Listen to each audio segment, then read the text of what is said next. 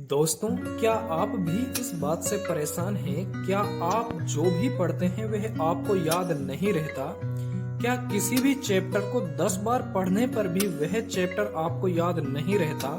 शायद आपकी क्लास में कुछ स्टूडेंट ऐसे भी होंगे जिनको मात्र एक बार पढ़ने से ही चीजें याद हो जाती हैं और जब भी टीचर क्लास में बच्चों से चैप्टर के बारे में कुछ क्वेश्चन करते हैं तो उन कुछ स्टूडेंट्स का हाथ हमेशा ऊपर होता है और वे हर क्वेश्चन का जवाब देने के लिए तैयार रहते हैं। तो ऐसा आखिर कैसे हो सकता है कि एक स्टूडेंट आखिर किसी चैप्टर को कितनी बार भी पढ़ ले वह उसे याद नहीं कर पा रहा है और दूसरी तरफ मात्र एक बार पढ़ने से ही दूसरा स्टूडेंट क्लास का टॉपर बन रहा है। दोस्तों, मैं आपको कुछ टिप्स बताने जा रहा हूँ। आप इन टिप्स को अपने माइंड में बिठा लीजिए क्योंकि ये टिप्स आपकी लाइफ चेंजिंग भी बन सकती है। तो गाइस, क्या आप रेडी हैं? तो चलिए स्टार्ट करते हैं। तो दोस्तों, पहली टिप है मेक ए स्टोरी। जी हाँ, make a story about concept. दोस्तों, ये चीज तो हम सभी जानते हैं कि जब हम किसी मूवी को देखते हैं तो उस मूवी की स्टोरी हमें शुरू से अंत तक याद रहती है,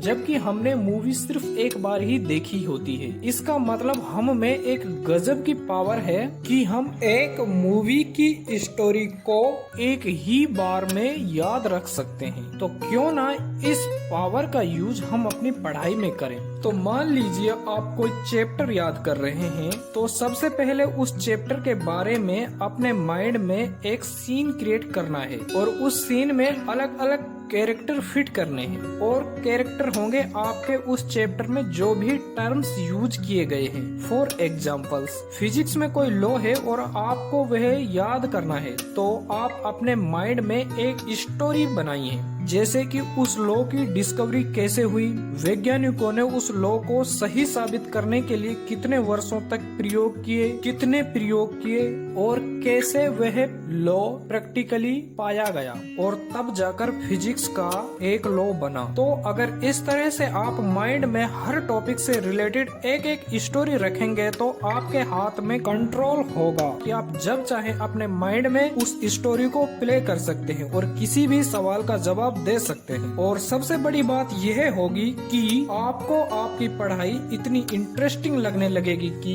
जो पढ़ाई का प्रेशर अभी आपके माइंड पर हावी हो रहा था वह पूरी तरह से खत्म हो जाएगा। तो दोस्तों, अब बात करते हैं दूसरी टिप की। दोस्तों, दूसरी टिप का नाम है टीच समवन, यानी आप किसी को भी पढ़ाइए। दोस्तों, फर्स्ट टिप तब तक काम नहीं करेगी जब तक आप इस सेकंड टिप को फॉलो नहीं करोगे। तो दोस्तों, मान लेते हैं कि आपने पहली टिप को अच्छे से फॉलो कर लिया और आपने पूरे चैप्टर की अपने माइंड में एक स्टोरी क्रिएट कर ली। अब आप उस स्टोरी को अकेले अकेले तो एंजॉय नहीं कर सकते, तो फिर क्या करेंगे? चलिए मैं बताता हूँ। तो इस सिचुएशन में अब यह स्टोरी हमें हमारे क्लासमेट्स के साथ एंजॉय करनी चाहिए और हमें उस चैप्टर को अपने किसी भी दोस्त या क्लासमेट को पढ़ाना चाहिए और ध्यान रखना चाहिए कि हम वहाँ पे कहाँ अटक रहे हैं और जहाँ पर हम अटकते हैं उन चीजों को फिर से हमें अच्छे से पढ़ना होगा। दोस्तों, ये तो आपने सुना ही होगा कि ज्ञान जितना बांटा जाता है वह उतना ही बढ़ता है। आप यहाँ तक भी आजमा सकते हैं कि यदि कोई